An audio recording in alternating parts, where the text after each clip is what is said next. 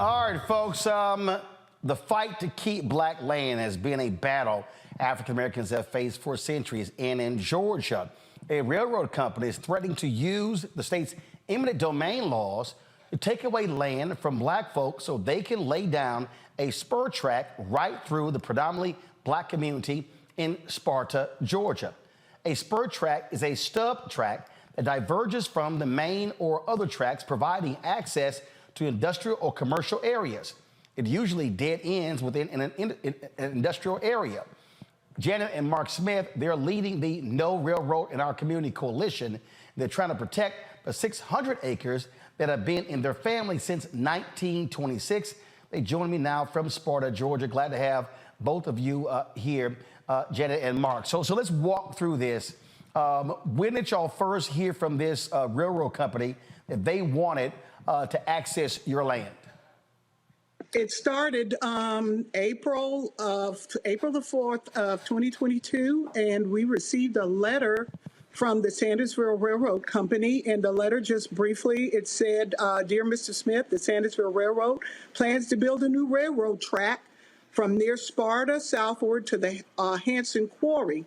I'm sending you this letter because some of your property will be required as a right-of-way for this new project. And I just want to let you know, this is the first we ever heard of it. No phone call, no knock on the door. We just get the letter, and attached to it is a financial statement wanting to know if we own anything, a mortgage, in any of our lenders on our property. That was the first we heard of it.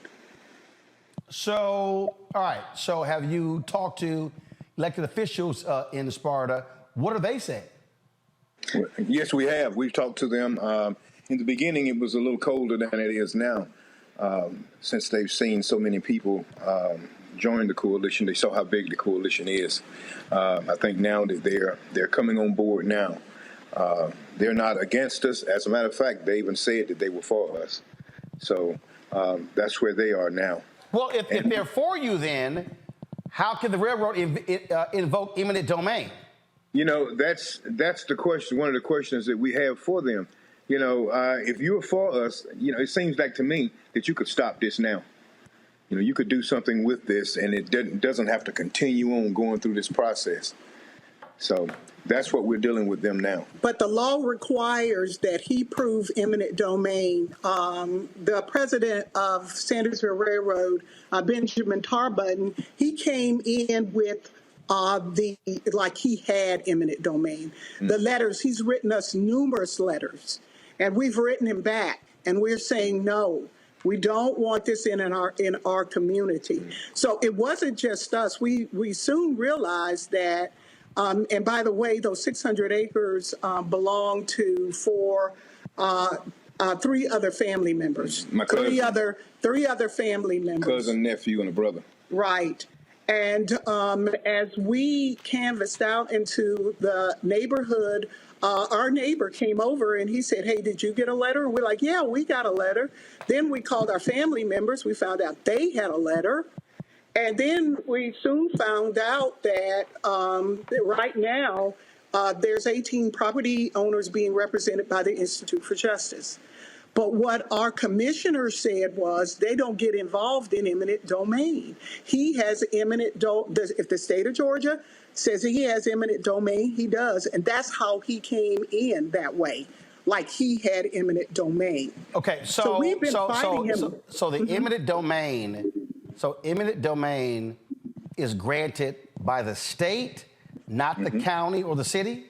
Right. By the state, but I think it has to be approved by the county, though. Yes. It has to be approved. But the process starts at the state level, which is where we are right now with the Georgia Public Service Commission. Our hearing is in November. So I guess what's jumping at me here, again, and like I get your point when you say how he's responding, how he's operating, because they probably have done this before, and his position is, look, we always get our way. Right. Yeah, that's it. Exactly. Exactly. When you talk about this coalition, how many people are now part of the coalition? We have about 60, all of our community, there are about 60 people in the coalition. 18 of actually are property owners. What happened is when we went out into the community, we found out that our neighbors, and when I say neighbors, country neighbors now, you know, they're about 3-4 miles down the road. But we found out that the people who were located closest to the rock quarry, which is another issue, rock quarry asphalt plant, they received no letter. They never got a letter.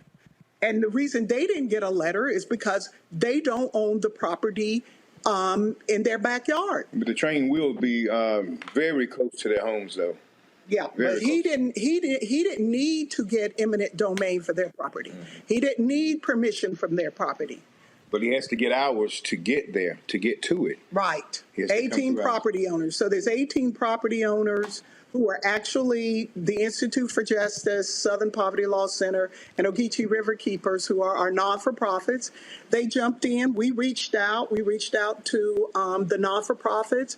We said, hey, look, we need help. We cannot afford legal fees.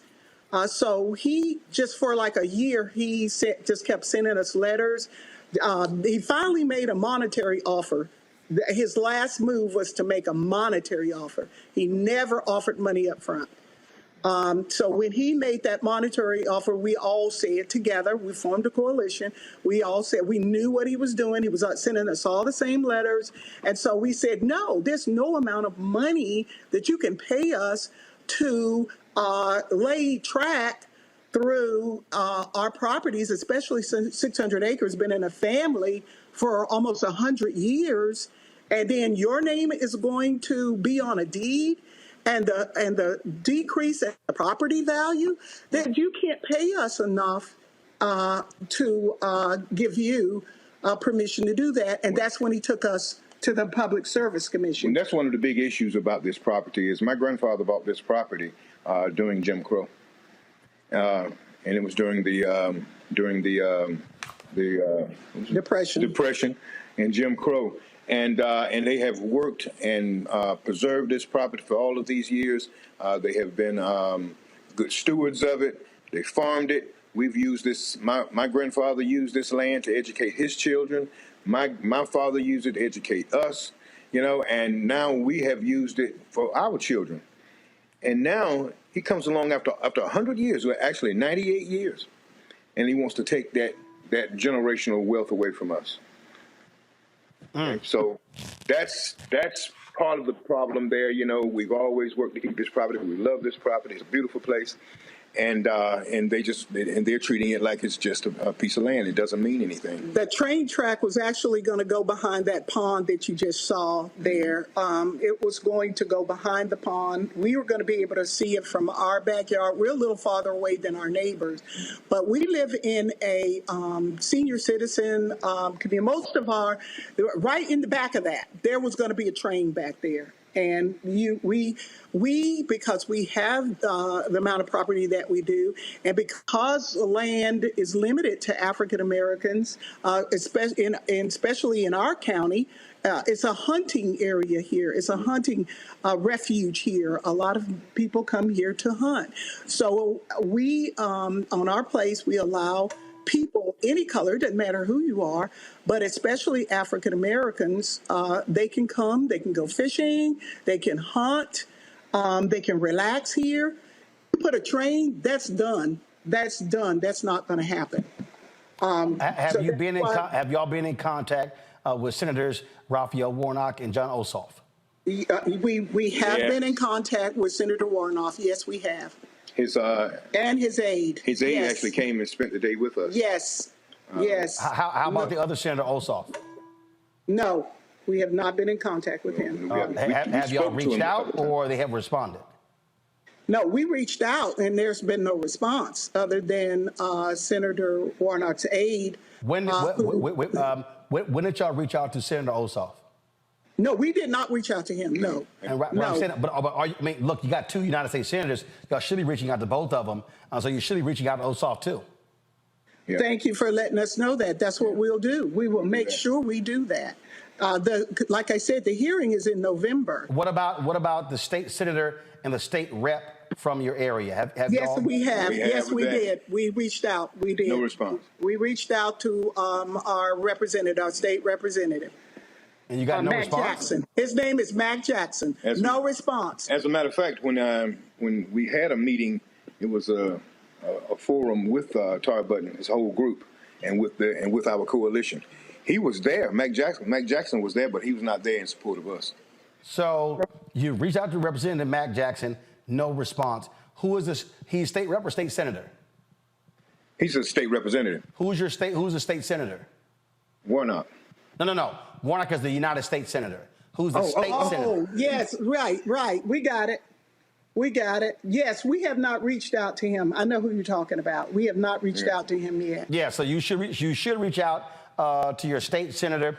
You should reach out to U.S. Senator John Ossoff. And then how many times have you reached out to Representative Matt? Is it Matt Jackson? Yes, we've reached out to him several times. Several times. Okay. Yes. He happens to be in the same town as Benjamin Tar Button. He lives in the same town. He lives in the same town. The night we had the town hall meeting, he walked right past me. I said, "Oh, you're here for us. Good." He walked right past me. He was there for Tar Button. He was there for Benjamin Tar Button. They live in the same town together. That's his hometown, Sandersville, Georgia. So hold on just one second. I just want to make sure for our audience, and y'all should be able to see this. This right here, hold up. Oh, we should pull up in a second. Give me 1 second. This is Matt Jackson right here. That's him. Yes, sir. All right. Well, we certainly going to reach out to him and find out why, what's his position on this and why he has not responded to y'all. Okay. All right. Now, I personally talked to him on the phone. I've seen him 2 or 3 times. And what did he say? He said he don't know anything about it. And we know he does. He said I'll investigate. And I haven't heard anything from him. And we've been going on since April the 4th. This has been going on. I write a monthly column, and Benjamin Tar Button, the president of Sandersville Railroad, Mac Jackson, they both get it. They see it. We have prayer rallies once a month in front of our courthouse. They know we've been protested, but we haven't heard anything from Mac Jackson. Okay. Well, we'll find out as well. Well, we appreciate that. Keep us abreast what happens with this story, okay? All right. Thank you. All right. Mark and Janice Smith, we appreciate it. Thanks a bunch.